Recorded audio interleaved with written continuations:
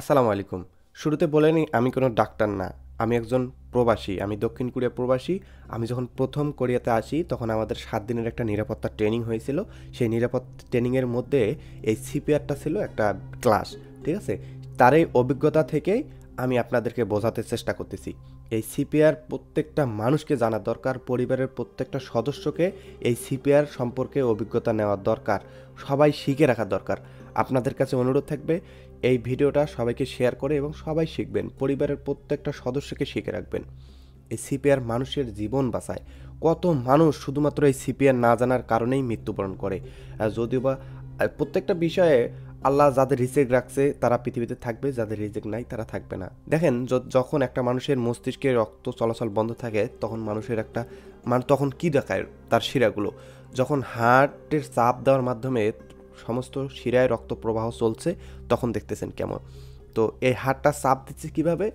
ঠিক মাঝখানে আপনার যে হাড় বরাবর অবস্থানে হাতটা ধরতে হবে, দুই হাত একসাথে নিতে হবে, নিয়ে হাড় বরাবর চাপ দিতে হবে, এমনভাবে পুশ করতে হবে যেন স্বাভাবিক অবস্থা থেকে 2 ইঞ্চি দেবে যায় নিচে। ঠিক আছে? আর আপনারা হয়তো বা মনে করবেন যে 2 ইঞ্চি দেবে গেলে যদি হাড় ভেঙে যায়, তো ভাই হাড় ভেঙে যাওক, সমস্যা নাই। হাড় ভেঙে গেলে পরবর্তীতে রোগীটাকে সুস্থ করা যাবে, কিন্তু যদি মস্তিষ্কে রক্ত না যাওয়ার কারণে রোগীটা মারা যায় তখন কি হবে? তখন তো সবই শেষ। তো আপনাদের কাছে অনুরোধ থাকবে, একাই সম্ভব না।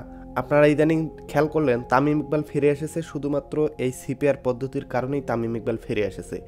দেখেন, যদি ধীরে ধীরে আপনি পুশ করেন তাহলে কিন্তু মস্তিষ্ক ব্রেন পর্যন্ত রক্তগুলো পৌঁছাচ্ছে না। ঠিক আছে? তাহলে আবার যদি একদম ধীরে ধীরে দেন, মানে প্রেস করেন, তাও কিন্তু মস্তিষ্কের ব্রেন পর্যন্ত মানে মানুষের মস্তিষ্ক পর্যন্ত পৌঁছাচ্ছে না। আবার যদি জোরে জোরে দেন তাও কিন্তু মস্তিষ্ক পর্যন্ত রক্তগুলো পৌঁছাচ্ছে না।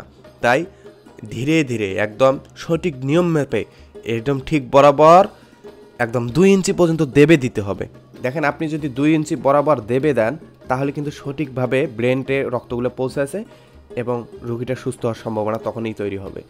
আর আল্লাহ যদি চায় তাহলে একটা রোগী সুস্থ হবে, আর আল্লাহ না চাইলে কিন্তু রোগী সুস্থ হবে না।